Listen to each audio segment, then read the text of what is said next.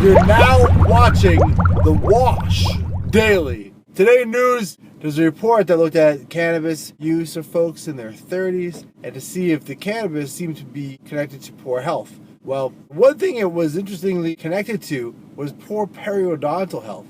And so what it said was people who use cannabis regularly, by the time they're in their 30s, are more likely to have periodontal health issues. Not sure what that's about, but that's good to know. Everyone should pay attention to their periodontal health.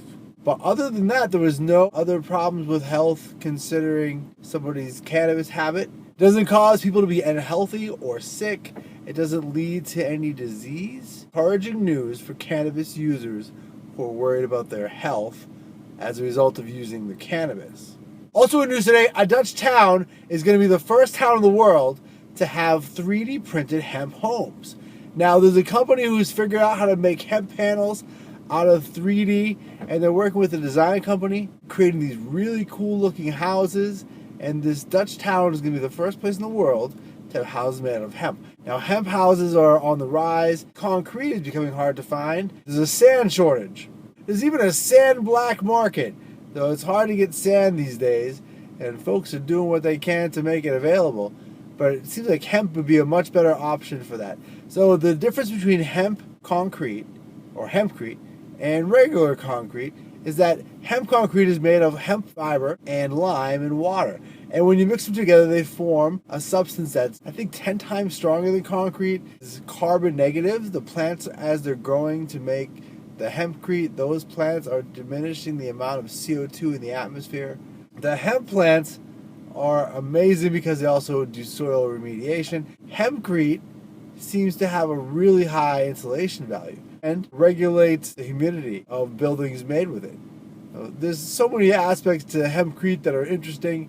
It's exciting that things are finally happening in a big way. So there's an Australian company is the ones actually making the hemp panels. And what they're excited about is there's things you can do with 3D printing that you can't do with traditional building.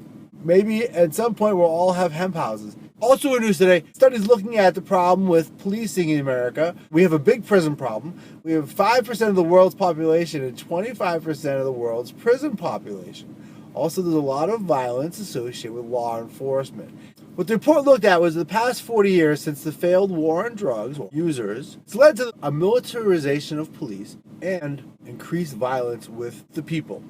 The failed war on drugs has a big part to play in institutionalized racism. So many times there's been officers caught planting drugs as a reason to search someone's car, or the smell of cannabis, which isn't a reason to search someone's car anymore, according to a recent case.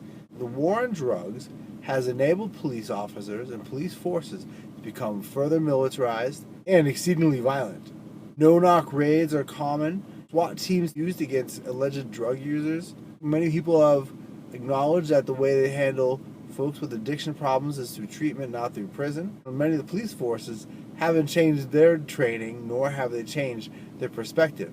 And they're still out there being violent, ruining people's lives. One of the problems, 90% of the training for police officers at the range, and about 10% involves communication strategies. We have a big problem with militarization, violence, and both of those are directly connected to the failed war on drugs.